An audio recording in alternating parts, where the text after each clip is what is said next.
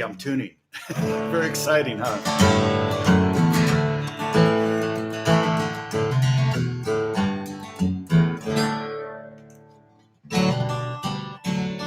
This is my Martin baritone acoustic. Sounds huge.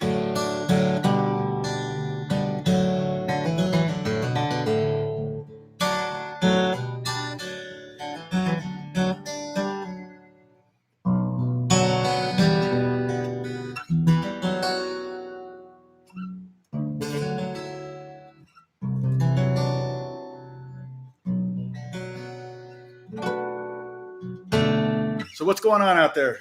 Where is everybody? I'm in Los Angeles. I did my live stream last time around 6 o'clock my time, and I had a lot of people in England saying I have to go to bed because it's in London. It's about, I think, 7 or 8 hours ahead of me. So hey, it's dinner time there now.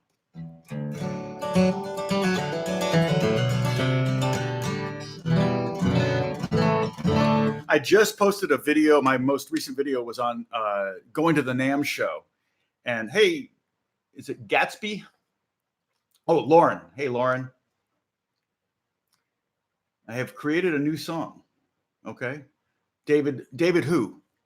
David's, I'm David's friend. Hey, Mark. Yeah, 8:30 in the UK. So yeah, exactly 8 hours ahead. Are you in London, Mark? Oh, David Chang. Oh, hey. Oh, Lauren, I know who you are. Okay. Yeah. So the NAMM show. This was one of those things that I kind of got. This guitar I kind of got through a connection I made at the NAMM show, and it was I really wanted a baritone acoustic. I think I saw the movie, the Coen movie, Coen Brothers movie, No Country for Old Men, and part of the reason that movie was so like intense was because there was no music, but at the very end there was this guitar, and I went, oh my gosh, that guitar sounds huge.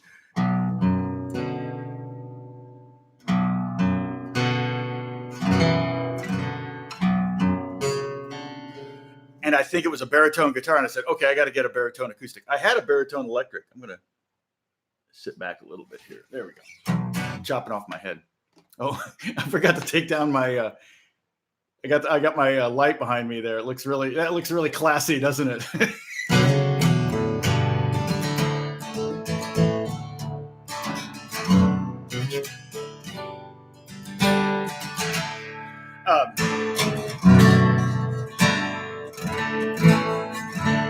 But I asked someone at the Martin booth, are you guys planning on making a baritone? And they said, oh, talk to this guy over here. He really is into it. And I talked to him and asked him, what's the plan? And he goes, oh, really? You're really interested in the baritone? You're like the first person to ask. And I said, oh, heck yeah. And so he took down my number and we stayed in touch. And every year at the NAMM show, I think I went and saw him like 2 or 3 years in a row. And he finally had one done. And they said they want to send it to me. And so they sent me this guitar. It just came in the mail. Like UPS just dropped it off at my front door. And it actually, the coolest thing about it, you can't see because it's too hard. It's too dark in there. But it actually says prototype inside there.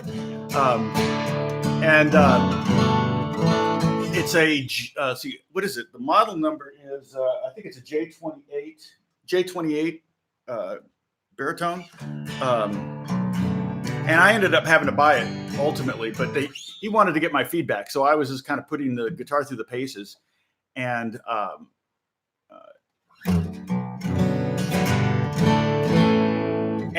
put the guitar through the paces and would send him notes anytime I thought of something. I would use it in a TV show or movie or something, and would send him notes about that too. So it's great. It records great. It sounds great. It's got a pickup system in here too, with a mic and everything.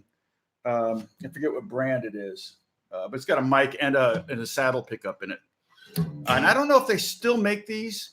They only made them for a little bit. So Lauren, you're working on Logic. That's right. Oh, that's right. That's my main DAW, my digital audio workstation. I'm going to do a video on that too, because for my Business of Making Music video series. I'm going to do a video on Logic, and that's the only one I really know anymore. I used to use Digital Performer, and then when they would update or when Apple would update, it wouldn't work, and so I decided I wanted to go with the Apple product just because I felt like they would stay pretty updated with each other. Although it's funny because about a week ago I updated Logic and it's been crashing on me just randomly, so that's been kind of frustrating.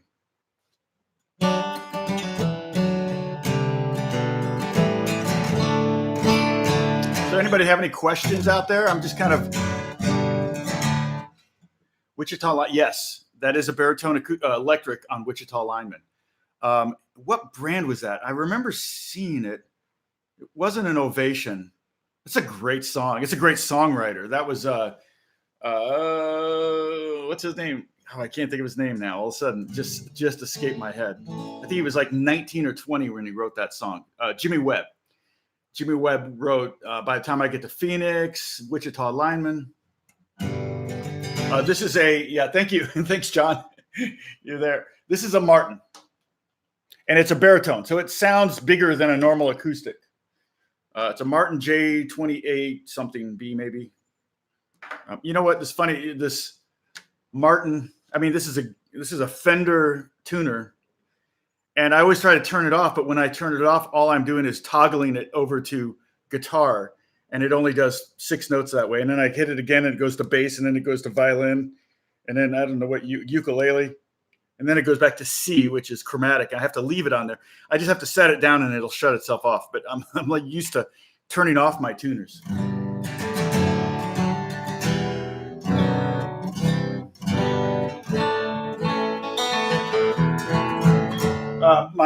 My main Martin.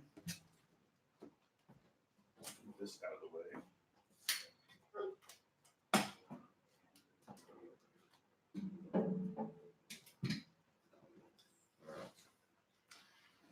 Is this 70s D35, and that was horribly abused. People are always saying, "Hey, you got to take the plastic off the pickguard."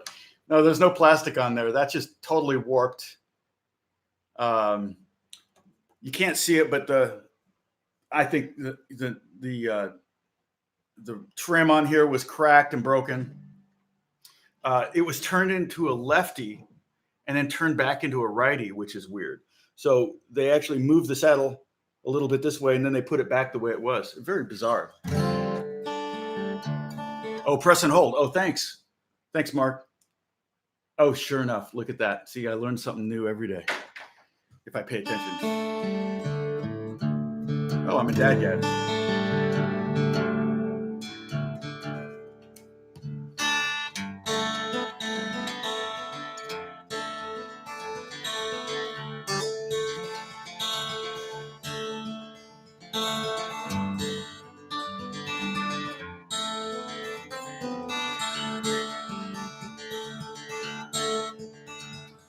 My nail's too long. I love that. Also, this is the. I should tune it back to standard. So I got this. I think I paid just over $1,000 for this, which is a pretty good deal for a vintage Martin. It was a Guitar Center, and like I said, it had been abused quite a bit. It was in pretty bad shape, and I had a little bit of work done on it. And it's my main player.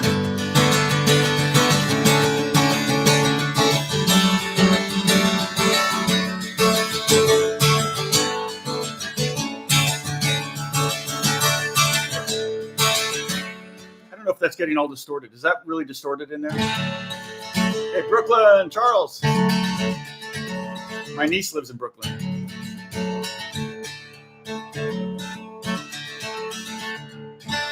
Phasers. Sounds like phasers. Put your phasers on stun. Okay, let's see.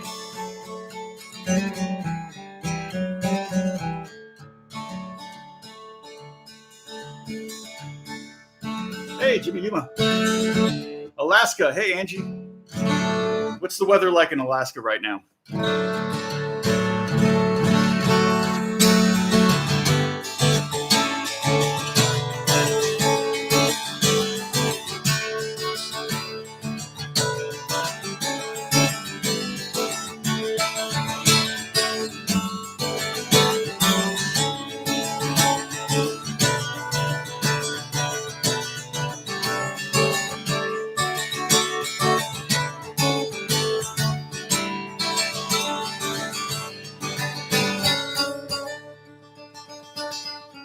Good old 70s. Yeah, we're probably gonna hit 95 today, maybe 90, but it's pretty cool in the house. Haven't turned on the air yet this summer.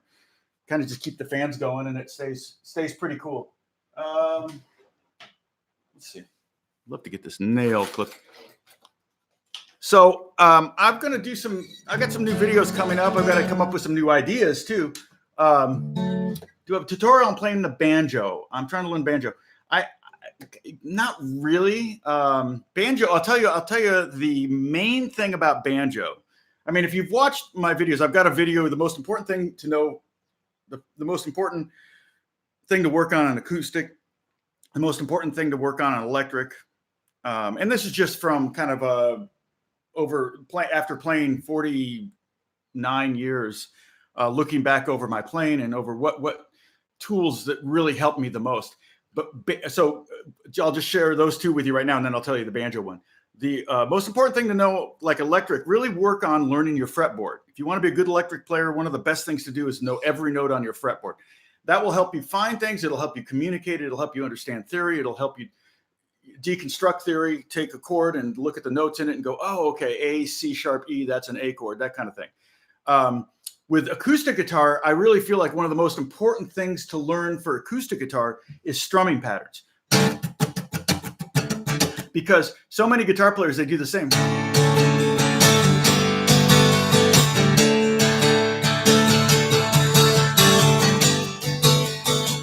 They do the same strumming pattern over and over again. So it's good to have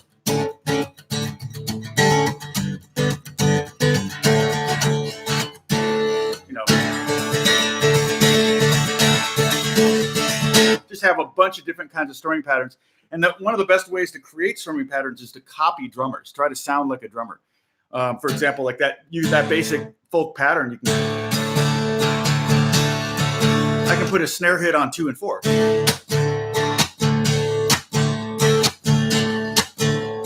By hitting the strings and deadening them at the same time.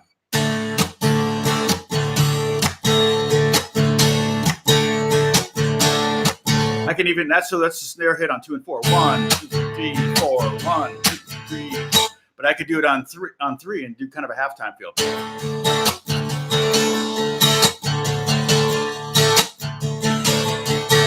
Or you can do it on 4. Let's see.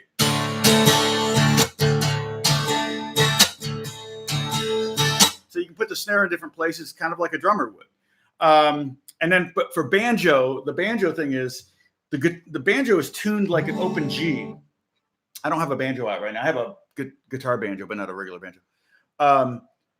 And so it's basically open as just a G chord. So the biggest skill to have in banjo is all of the right hand patterns. And I really don't have very many of them down. I can do 3 or 4 patterns and then I'm starting to run out. But good banjo players will have dozens, if not hundreds of right hand, kind of like finger picking patterns. They're called rolls on banjo. So yeah, anytime I'm strumming, I think that it gets kind of flangy. I think it can't handle that much information streaming. And it's on the playback as well. I was listening to the playback from the other day, and the audio, unfortunately, was not good when I was talking. It was fine, but when I was playing, it was a little tough.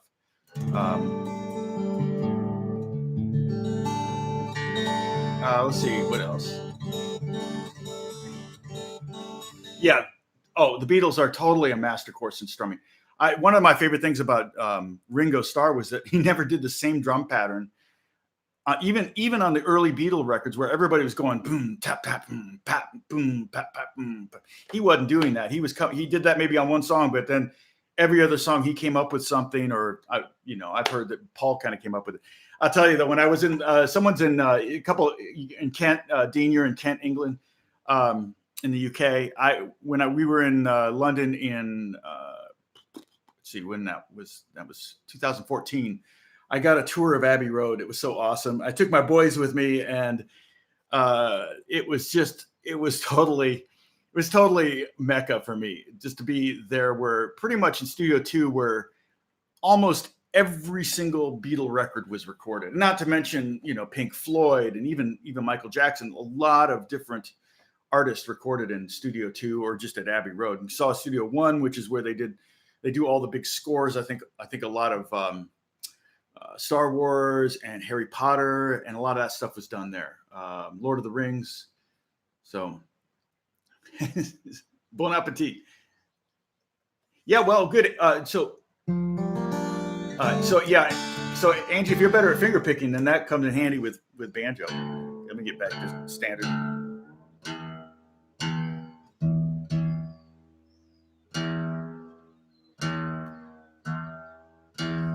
My tuner's upside down. I can't read it. I'm going to use the Fender one. Yeah, Pink Floyd's great. I mean, it was so cool because I mean, in Studio 2 at Abbey Road, the parquet floor is the same parquet floor that was in all the pictures. I mean, I had those album covers memorized, especially. Well, now it's the Abbey,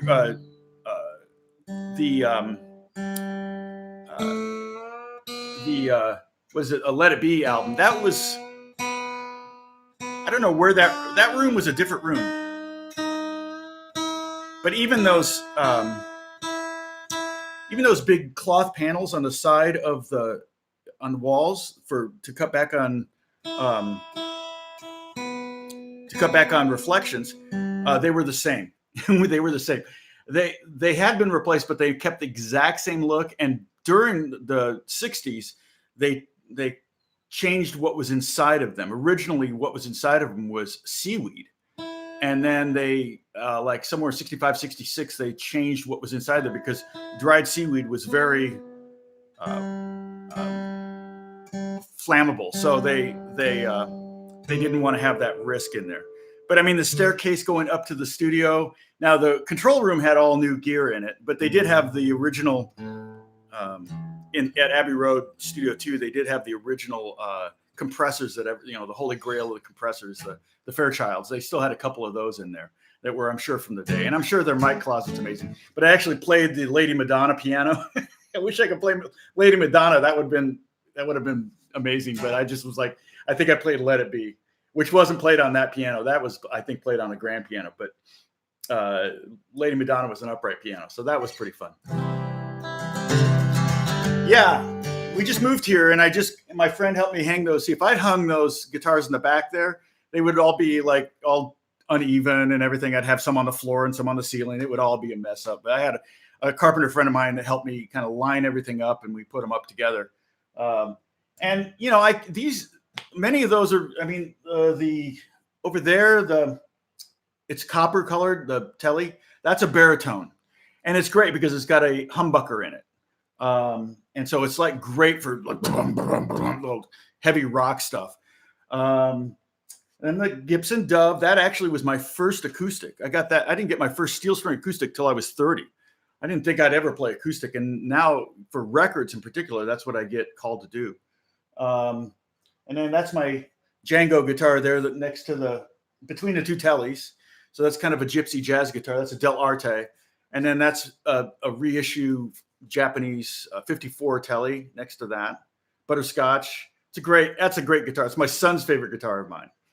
I think I showed you the cheap $80 Epiphone there on the wall. That's the middle one, the black one that my daughter did all the artwork on. And that one I have tuned high strung. So I have a high strung electric.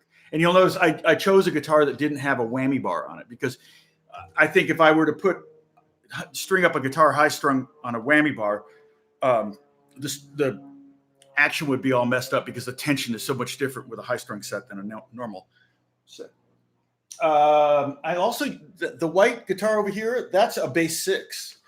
And all of these guitars that are up here because I'm using them a lot.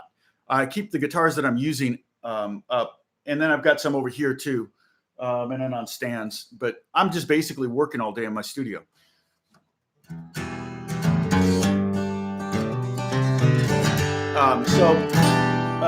Let's see. Then I got a bass, but the bass 6 is great.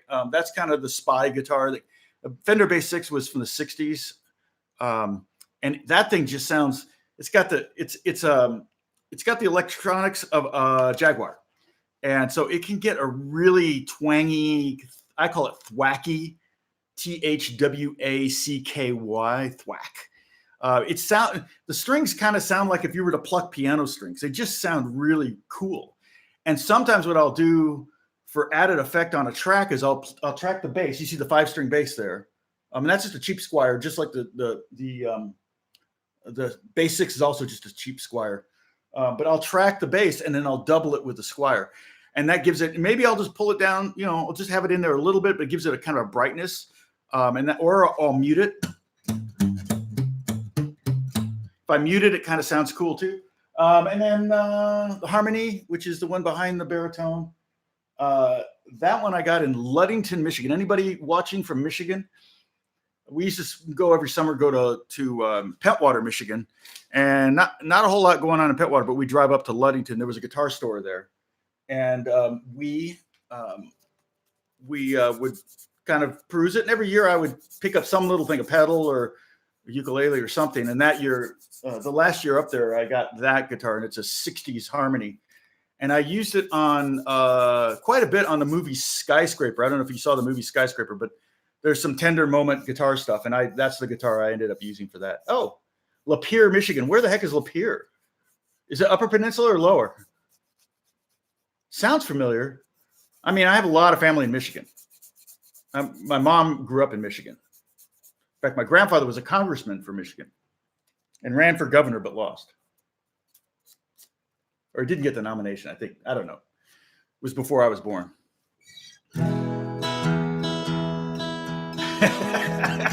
Okay. Gary, I should do a live. Okay, I'm going to do this. I'm going to do a live. I'm going to do a live stream where I just tell musician jokes. Okay. Because I think there are a lot of people out there that would appreciate those. So I can tell some of my favorite musician jokes. Anyway, my wife, yes, she bought me that telly, so she's just as much to blame. But my guitars, my music has paid for our bills, so she's pretty generous and understanding. But I do have a favorite. One of my favorite memes is, my greatest fear is that when I die, my wife will sell all my guitars for what I told her I paid for them. And you could insert any, thing, cars. That joke can translate to anything. So, hey, this is perfect for my ADD thing. It just totally feeds into my ADD. I'm like all these comments here that I can look at and reply to and all that. Let's see. So, Billy, did you ever say, Lower, 90 miles north of Detroit? Okay. I mean, I've been to Detroit a few times, and Flint. I had a good friend from Flint. Elderly is in Lansing. That's a great store. I know. I can't go in there though. It's way out of my price range. Be kind to the banjo player. Oh, okay. Well, I can do another. Let's see. All right. You want to hear another joke? All right. Here's one. Here's one for accordion players. I don't think we have any accordion players watching right now. All right. So an accordion player goes to the bank, and it's a long line at the teller for the teller, and he's waiting and waiting, and finally it's his turn to go to make a deposit, and he realizes he left his prized accordion in the back seat of his car with the doors unlocked. So he runs out of the bank and runs to his car, and in the back seat there are 2 accordions. Sorry. All right, you probably heard that one. You have 6 accordions. Oh, TA, I'm sorry.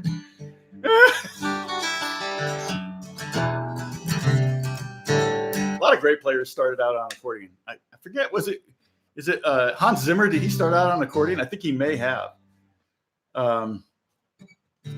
Anyway, so don't leave your accordions in the back seat, or you may have 12. Take care, Dean. Good to see you. So let's see. So I'll try to come up with a bunch of jokes for live stream. I think I can muster up some good musician jokes. We were having this conversation just the other day. I was on a podcast last week called Musician Mindset. And it's kind of like the psychology of being a musician. They tried to keep me on point, and I don't know that I stayed on point, but one of the things that when I first came to LA in '83, and granted, when I got here, I wasn't working. I didn't know how to get work or anything. But when I first got here, all of the sessions, whatever sessions I did do, the few that I did do, was with other musicians. You're in a room, you're playing, you got a drummer, bass, guitar, maybe another guitar, keys, maybe a horn section, that kind of thing, and you're recording together. Or, you may go in and do an overdub, but you've got an engineer and a producer and an artist, you got all this stuff. And it was being a musician was a very collaborative, kind of plays well with others kind of job. And kind of why so many musicians had jokes on the ready, because they wanted to be the fun guy. They wanted to be the guy, they wanted to be a good hang. I always say that studios are kind of like casinos in that they don't have windows and they don't have clocks. You're just locked into a room with a bunch of other people, and you got to get the job done. And so you better be a good hang. If you could be the best drummer in the world, but if you're just a negative Nelly and every word out of your mouth is negative and whatever, or dark or whatever, no one's going to want to hang out with you. You could be the best drummer and they're not going to call you just because they don't want to hang out. But flash forward 30 years and the music business, the way we record stuff is so different so often. I mean, I still go into studios every now and then, but probably 90% of my work I do from my studio here. And that way I'm, able to, if I go to a session, I don't need to take 14, 15, 20, 30 guitars.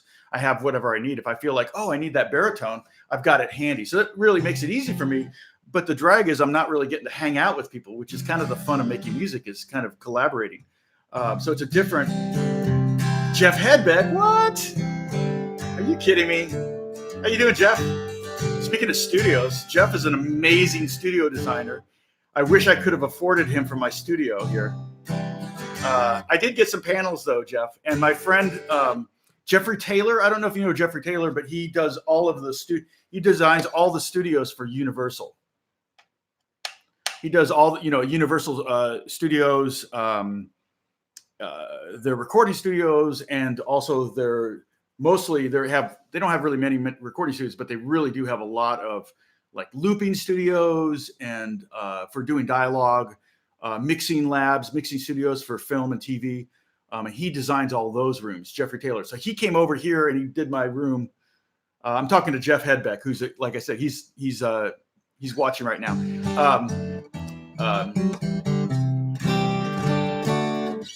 But he came in and he didn't tune my room. We didn't really have to. He's going to come over and do some, now that I got the panels up that he recommended, someplace I think in New York, and you can't see them, but there's two panels behind my monitor. There's a big one over here. But actually it's amazing, Jeff. Just 1, 2, 3, 4, 5, because I put 2 in the corner over there. You can see the bottom of it. You can see them over there, over my shoulder. I put 2 in the corner there because I have a singer that comes over. She and I write songs together. And so I figured that could be my little vocal, quote unquote, booth. But man, when this room was empty, when there was nothing in here, it was just so live. Oh, and I'll tell you a funny story. You can see the mic I'm using here. It's a Gefell. I love this German mic. It's a solid state mic. And I had it on my guitar. I'd set up. I actually literally moved into the house. We moved into the house in the morning of like April 26th. And by the night of the 26th, I was recording a session. And I sit down with my acoustic. I hook it all up. I get the my earbuds in. I start strumming. And I'm like, all I hear are the walls. And I'm like, oh no, what have I done? I just bought a house and I can't use my room. This is awful. I was like mortified.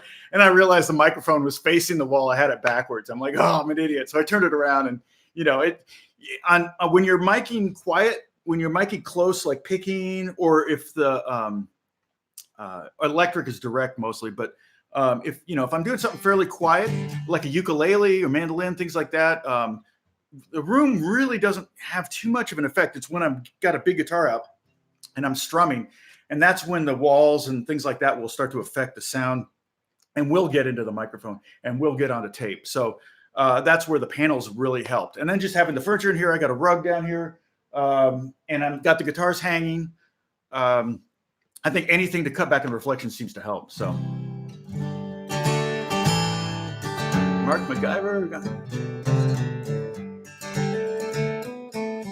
Well, God bless you, Mark. You know, what was it? When I moved out here in '83, my mom and my sister were in the driveway. I left Indiana, I drove out here, and they were crying.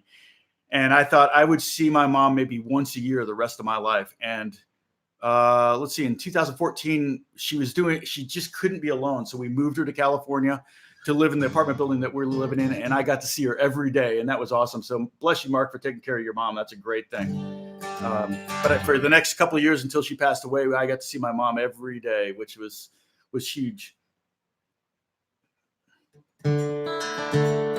Yeah, Jeff, you know, it's funny. I'll tell you another story. I play, in fact, I'm doing a gig. I told you guys this last live stream. I don't know if any of you were there. I'm doing a gig next week, and I'm getting to play with John Patitucci, he's the bass player, and Keith Carlock's the drummer, and CJ Vanston's playing keys. So CJ is a friend of mine. He's Spinal Tap's music director. So he's a blast. We have so much fun together when we work together. And Keith Carlock I've never played with before, but years ago I played with John Patitucci, believe it or not, at a church in Fullerton, California, at a famous pastor there named Chuck Swindoll, really super nice guy. And Chuck had my friend Fernando Ortega do worship there on Saturday nights. And so Fernando hired me to play guitar, acoustic guitar, and mandolin, and also John Patitucci to play bass. And so we played together for, I think John did it for about 6 months. I did it longer than that. But the interesting thing about it was that I just got my first acoustic. Like I said, I got that Dove over there. Everything's backwards. I got that Dove over there when I was 30. And that's when about the time I started playing with Fernando. And I didn't have a pickup, or it had a pickup, but it didn't work. So I had a 414, an AKG 414 microphone, which is a pretty good microphone. And I brought that with me. And that made it real easy to switch from guitar to mandolin. So I just put down a guitar, pick up mandolin, and it's right there. And there was no drummer in the band. See, having a very sensitive mic, would be a little difficult. You know, a condenser mic might be a little difficult on a guitar if you got a drummer playing behind you or a guitar player with an amp or something like that, because it tends to pick up more than just what's in front, like a dynamic mic would. But a condenser mic's going to always sound better on acoustic guitar than a dynamic, you know, on a SM57 or 58, something like that. So it's not going to, you can't move it all. You got to stay right on it. But with a dynamic mic, you can kind of get into it a little bit. And I was sitting down. I intentionally sat down on that gig so that I wouldn't be tempted to back away from the mic too much for the benefit of the sound man. Anyway, so I'm using that microphone, and every week I had somebody come up to me and say, "Man, what pickup do you have on that guitar? It sounds amazing." And I mean, I'm just sitting there as a mic right in front of me. I'm like, there's no pickup. That's the mic. And people, you know, I've never really dug. I mean, they're getting better at it all the time. But I've always preferred to, even live, to mic the acoustic. Just to me sounds so much better than using a pickup and going that way. I consider, you know, there's electric guitar and there's acoustic guitar, and then the piezo acoustic guitar. I feel like it's a third sound. People expect it now when you're live and you're playing up there. I mean, it was all started by, I remember the first ones were Ovation guitars back in the 70s to have pickups. I'm sure it probably predates that, but that's the one I remember first having it, and I was never a fan. Okay, Jeff, we'll talk to you soon. Thanks, man. Sensitive mic.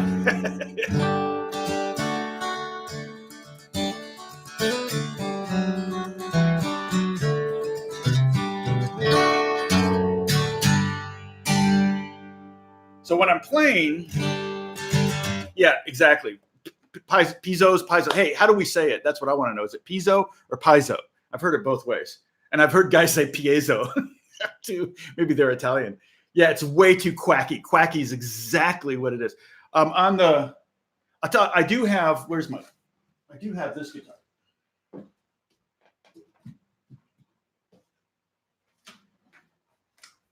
For this gig this week, next week, I'm playing mostly acoustic. And this is a Loudon. See that? It's backwards, but and this is an older Loudon that I got when did I get this? I think 97, and it was used when I bought it. And it has a split saddle. See that? So it's got 4 strings on one saddle and 2 strings on another. And the reason they do that is for intonation, but also the problem is there's only one company that makes a pickup for that. Or at the time I had this, it was a company called Highlander. And hey, Quentin.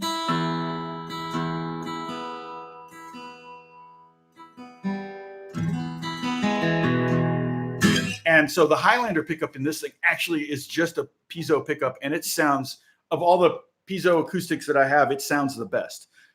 It's not even close. This thing sounds great. There's no mic in here. It's just a pickup.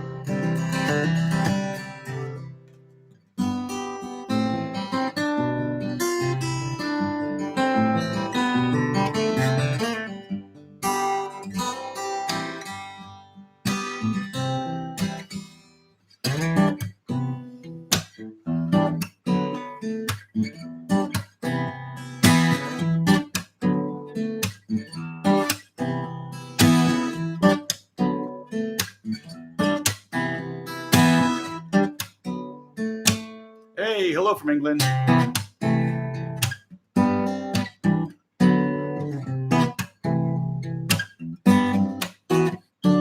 So that's a song I wrote.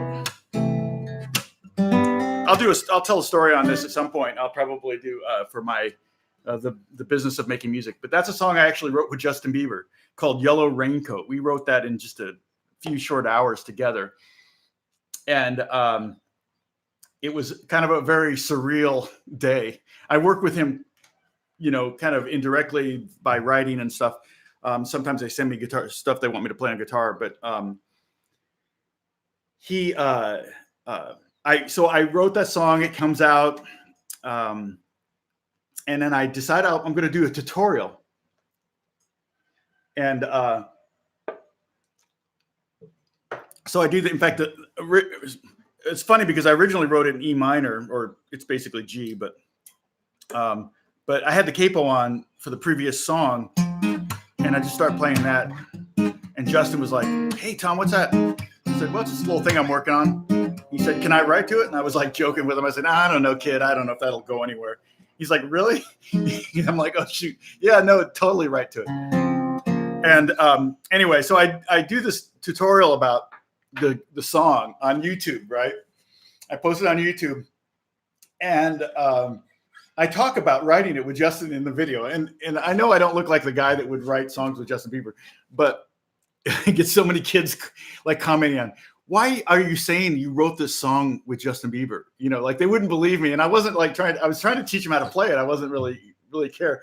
But the funny thing is that I think my YouTube video on how to play Yellow Raincoat, which is actually a really good, it's kind of a John Mayer vibey kind of thing. But I just kind of was, the funny thing is it's all 7th chords and 6th chords. So I'm doing all these 9th chords. So it's, kind of a jazzy chord structure. And yet Justin wrote all the lyrics and melody over it. And I think he did a great job. And he was going through stuff. So it was a very autobiographical lyric that he wrote that afternoon. And then we're mixing the song and we're watching the Clippers game. And he's sitting in the front row courtside at the Clippers game. And he's got Chris Paul's son on his lap. And I'm just sitting there going, this is the most surreal day I've ever had. But it's funny because I've got on that video, I probably have 5,000 views, maybe 7,000 views. And then people that are teaching it completely wrong, but because they're young and, cooler looking than I am, they've got hundreds of thousands of views for how to learn how to play Yellow Raincoat. I just think it's funny. And then, so some of the people are like, why do you say that you wrote that with Justin? I'm like, well, because I did. And that was on the Dove. I played that on the Dove, and the funny thing is I got some pictures from it. Can I drag pictures? I wonder, can I drag a picture into this? I can show you. Let me see if I can drag a picture into this. What's going on here? Okay. Give me a second. Boop, boop, boop, boop. No. Here. because it's funny because I have my shoe off, and because there's a issue with the pickup, and on that Dove, and it was buzzing. But I noticed that if I touched the cable, the buzz went away. So I took my shoe off. Let's see, where is it? I took my shoe off. Oh, here it is. I don't know if this is going to work. Let me see. Yeah, you can see it, but let's see if that'll drop in there. Oh, it won't. Dang it. Okay, can I drop it into the video, I wonder? Boop. No, I can't. Okay. All right. Well, I'll post it on my YouTube channel page. I'll put that picture up. It may already be up there, actually, now that I think about it. But it's basically me. I'm wearing it was cold. It was 2 days after Christmas, and I got my foot on the direct box because we're miking the guitar. Got a couple mics, and then we also went direct. So Josh, the engineer, is brilliant. And I can talk about the loud. Yeah. Speaking, somebody said they're from Ireland. So is this. This guitar was made in Northern Ireland. And this is an F22. And I think this is mahogany top. I know that. I love this guitar. It's real brassy, though. And at the time, I only had one other guitar, acoustic, and that was the Dove. And so I brought the Dove with me and made sure I found some guitar that didn't sound like the Dove. I didn't want to buy a guitar. And now I'm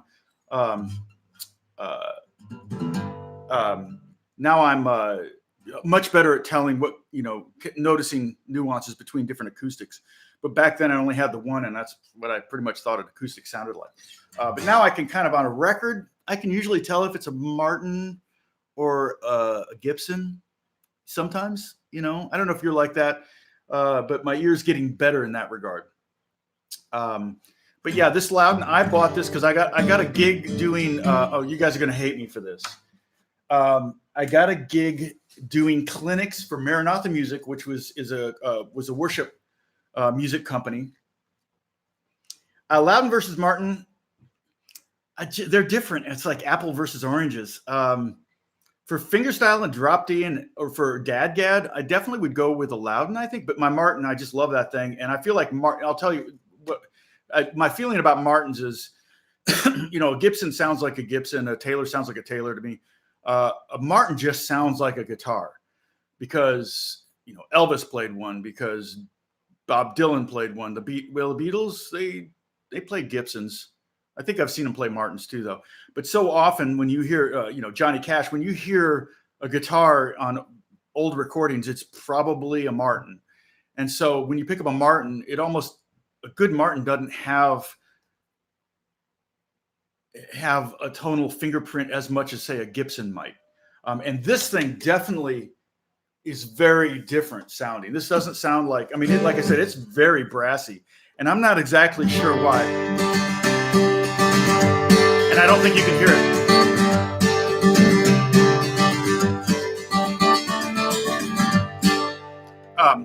But yeah, I like this thing for fingerstyle. And like I said, the pickup on this thing, the Highlander in here, Highlander pickup is breathtaking. So as far as a pickup goes,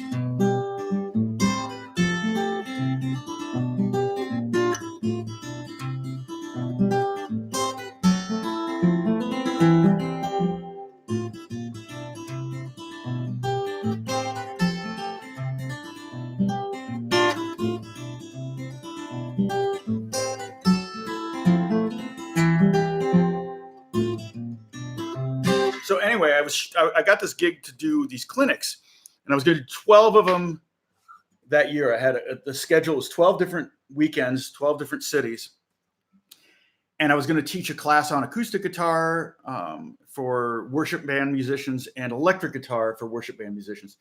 And so that was 97. So I was 36, and when I turned 30 was my first acoustic guitar. So I had the Dove there for about 6 years. So I only had one acoustic steel string for 6 years. And And then, so I felt like, well, this gig was going to pay pretty good. So I better go out and get get an acoustic that I can take on the road with me. And so I went to a couple different stores, found a store in Studio City that it's not there anymore, called Instrumental Music, and played a bunch of acoustics. He had a bunch of Martins, and he had this guitar. It was used, and I picked it up, and I just really loved it. Right away, I was like, this is cool. It doesn't sound like my Gibson. So I bought this, and then I kid you not, I forget. At the time, I mean, any amount is a decent amount, but I paid a couple $1,000s for this, and probably at the time was the most I'd ever paid for a guitar. But I had a gig, and so it was fine. I get home, I get a call that day. So Taylor Guitars is one of the sponsors for these these clinics, and Bob wants to give you a guitar, and I'm like, what? So they said, well, what Taylor acoustic do you want? And I went, I don't know. I didn't know their guitars at all, to be honest. And so I said, well, what do you think I should get? Well, he said, well, there were two other guitar players in two different bands, and then Paul Balash was one of the worship leaders. And he said, well, those other guitar players and Paul all asked for the 814 CE. And I went, okay. And so I got an 814 CE in the mail. I'm like, are you kidding? It just showed up. So I bought this, and then less than a week later, I had a brand new Taylor. So I was one of those guys I hated when I was, just starting out, that was getting free gear. I mean, it happens. It happens. You can thumbs down that if you want. Totally understand.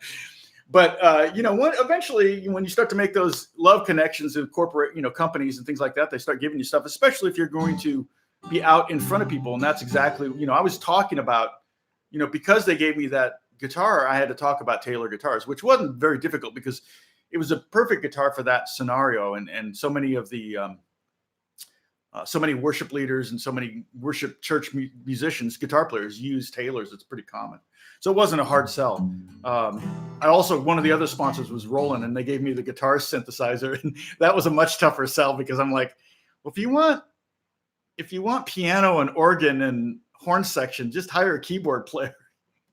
Don't make the guitar player do it. But that was funny because I had to mount the pickup for the Roland synthesizer on one of my electrics and take that on the road. And that was crazy. So this was in the late 90s.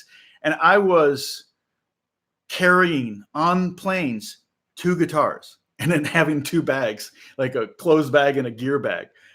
I think once in 3 years, I had a problem carrying 2 guitars on a plane. I just got really good at, that was when I started buying candy before I got, so I still do this today. I don't know why I do this, but I always buy a box of candy or something and take it on the plane with me and hand it to the flight attendants. And I just got in the habit of doing that, and I just never stopped doing it. But when I was trying to carry 2 guitars on, it was like, that way they won't be like, yeah, you can't bring on 2 guitars, but they were always really cool. But yeah, this guitar's,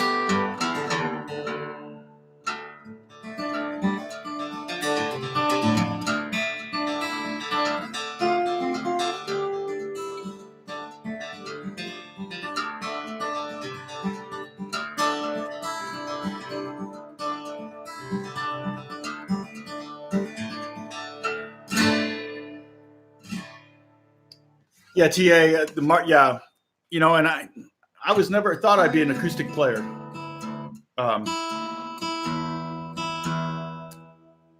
Like I said, I didn't get my first acoustic until I was at 30. And so that was kind of the beginning, because all of a sudden I started getting calls to play acoustic on things, and started getting more and more work because of it. It was weird. So a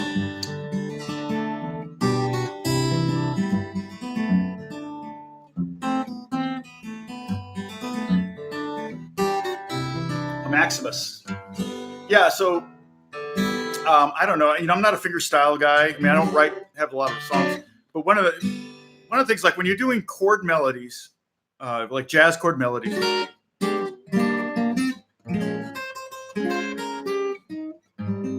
you want the melody to be on top always. But one of the things I like to do, like you're saying with the melody, let's see.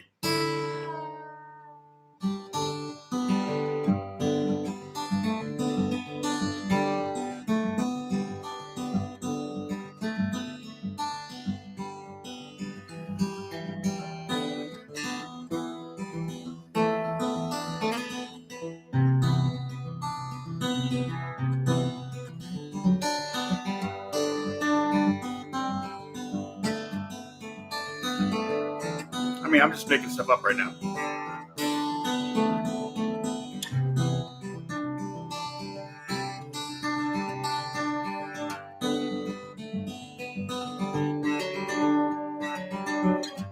But yeah.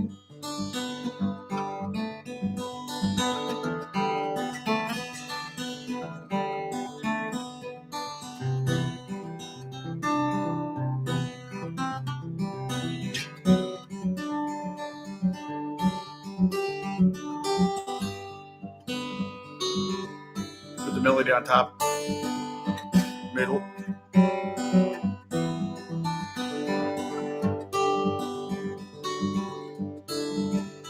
I tune the E string down to D.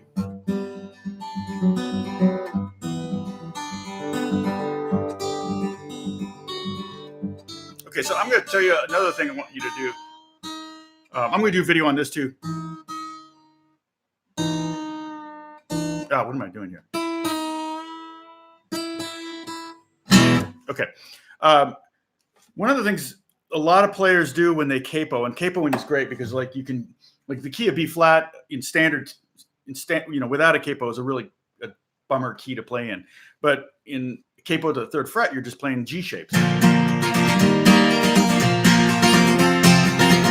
you can have a lot of fun with the key of B flat where you wouldn't if you were playing in standard position or open position. So, but what people usually do is they don't think they're playing B flat, they think they're playing in G. So they're playing G, C, D, C, and then they go and do a G lick. And you're like, oh wait, that doesn't work because you're not in G. So what I suggest you do when you're capoing, like I would learn the third fret, I would learn first fret, third fret, fourth fret, even the second fret, basically the bottom four frets. I would start to memorize what chords you're actually playing. So I'll say this is a G shape, but it's a B flat chord. Okay, so start to think that you're playing B flat.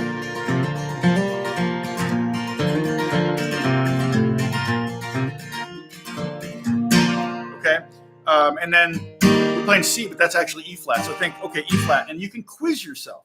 The main chords, you just take the main chords and you just go, okay, play B flat, boom. Okay, play E flat, play F. Just write them down on a piece of paper, maybe randomize them, maybe even create a program that randomly generates names of chords in B flat, and then it says G minor, you do G minor, it says C minor. So instead of thinking this is A minor, now you know you're in C minor. You're playing a C minor chord.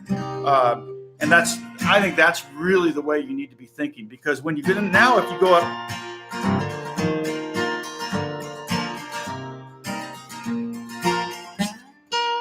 now you're thinking I'm in B flat.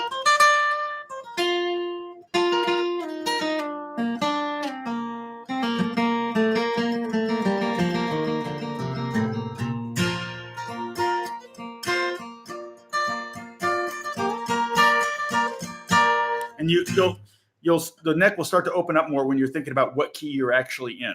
And then the same thing, like I said, I would do the first fret, and this is A flat, this is B flat, this is D flat, this is E flat.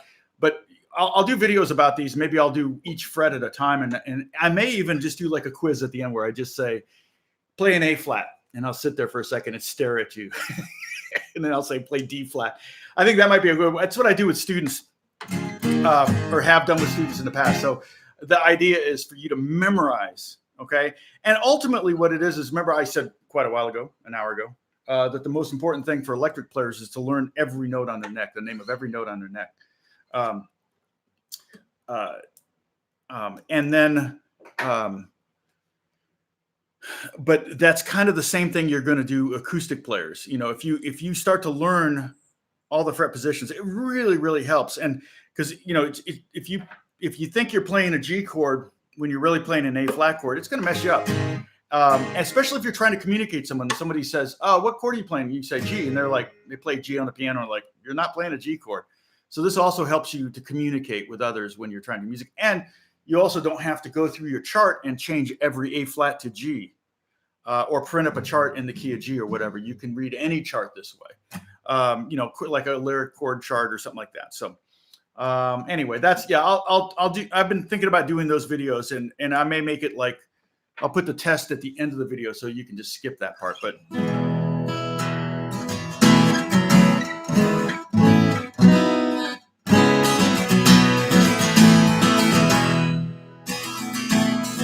yeah, I think when I strum hard, I think is when it kind of gets flangy in there. So anyway, well, I did this video to be a little earlier for all my British friends. I've got a lot of British subscribers, which I love that.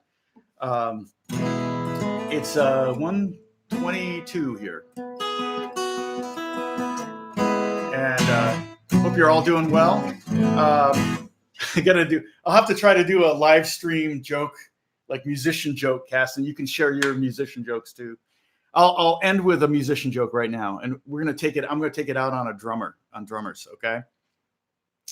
And then I'm going to sign off. But how do you tell if the stage is level? Drool comes out of both sides of the drummer's mouth. Yeah. It's funny because it's true.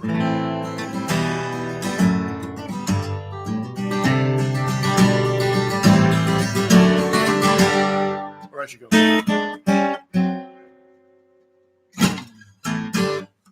Oh, hey, Dave. Yes, I'm going to do more pro secrets. I just did a video on.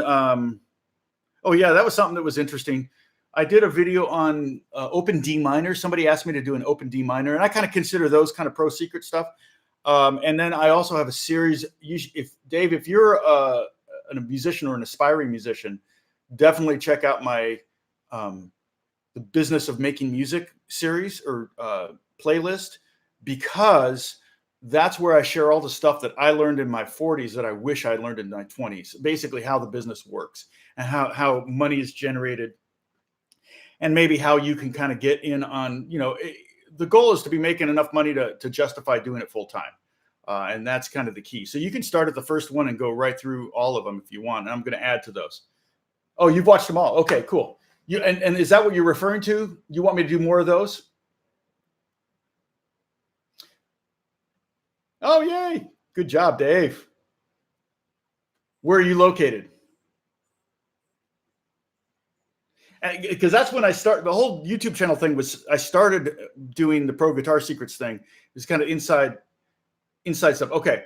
I will try to work on some more secrets. I shared on my last live stream, I shared my my secret drone guitar. You might want to check that one out. Okay. Nova Scotia's gorgeous. Oh my gosh. I'm so jealous. But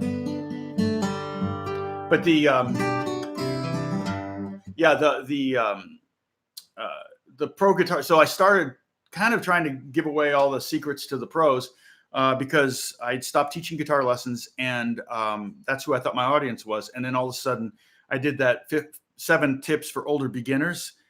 And then my YouTube channel exploded. I went from 8,000 to 50,000 subscribers. Well, with a name like Ciaran Martin, of course you're Irish. Just like this guitar. This guitar is Irish, made in Northern Ireland. This Loudon.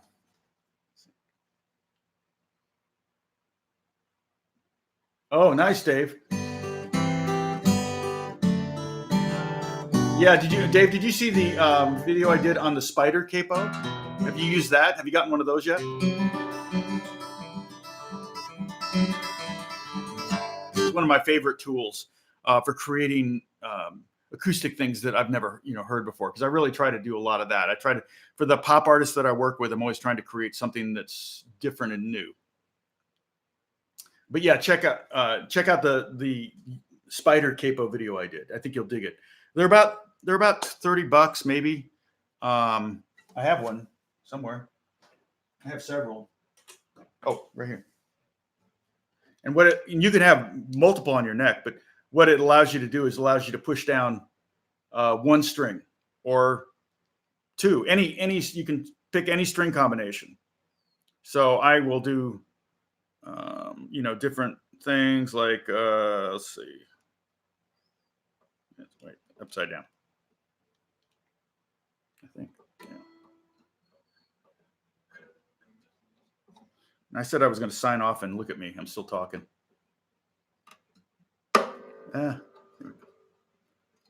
So basically, you just clamp it onto the guitar, and then you push. So you've got 6 individuals. They can move left and right, so you can kind of get them perfectly lined up. So on this one, I pushed it down on the D and the F sharp.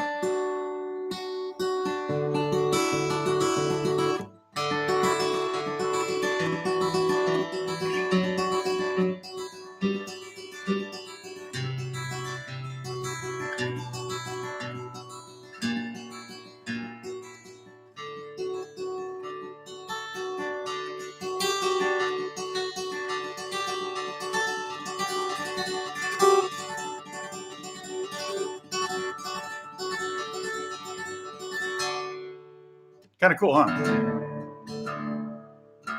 So I'm basically now I'm drop D, D, A, D, and then another D, octave up, and then F sharp, and then E. So I get that D2 chord.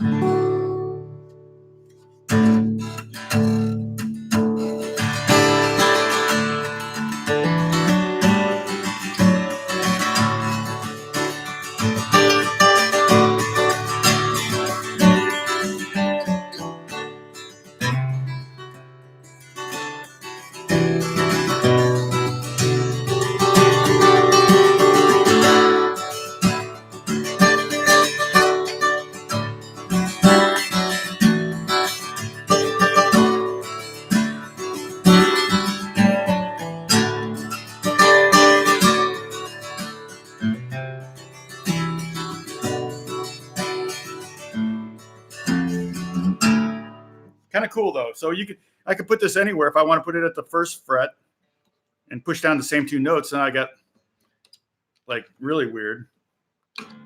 So if I go 1st fret, clamp this on. I've never done this before, so this is new. But this is the kind of thing I do so often during the day. I'm like just experimenting like a mad professor. Make sure that's on there good. Push down. So now I've got an A flat and a C. Oh wait, no. Here, now I have an A flat and a C, maybe. Oh, I got to move these over. So these move so they can be right over the string. And then you just flip them down like that. So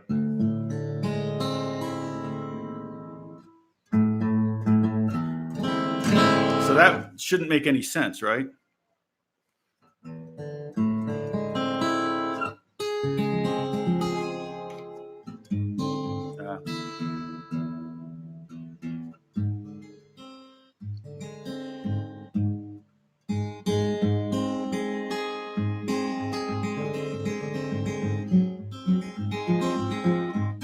So I got that D natural in there, which is kind of weird. Oh yeah, I always play. Yeah, I actually. There's another song. Sorry, I keep mentioning Justin Bieber. There's another song I wrote with Justin, and I wrote the verse and the chorus, and then these other guys wrote the bridge, and then they wanted me to replay it, and I was literally like playing down here and up here, and I had to play because they had written chords that because I wrote the song with the spider capo on the guitar, and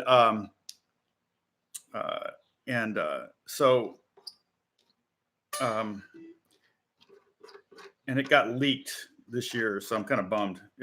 Hopefully, maybe someday it'll get released, but they leaked just the verse and chorus of it. I don't know who leaked it and how they had that version, because that's not the full version. But other people who didn't, other people wrote the bridge, so that I had to figure out the bridge. And to be honest, I can't remember how I did it.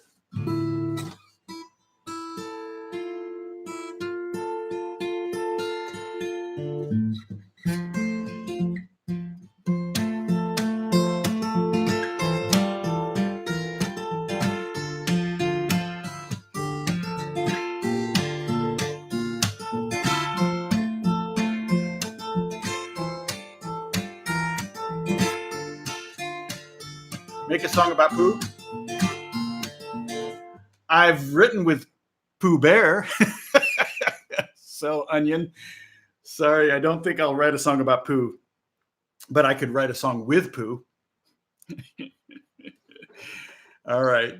Yes, Joni Mitchell probably does something like that. And there's cut capos too, with chunks of the capo taken out. You can do that. You can do that yourself. But I think for $30, it's worth it to have one of these or one or two of these around. I use it quite a bit. In the other video I showed it, like one time I even put it up on the 12th fret just to get this note here, because I was playing a chord that I wanted that note on top, but I couldn't play it because my fingers wouldn't reach. So I used the spider capo to get that one note. Anyway. All right.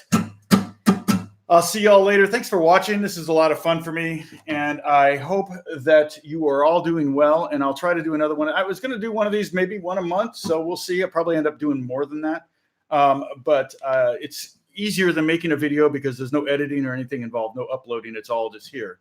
But then it's a little bit more chaotic and a little frenetic and not specifically, but from British, I've been to Vancouver. I love Vancouver. Great show. Awesome. Thanks, Doug. I'll talk to you guys later. God bless you. Bye-bye.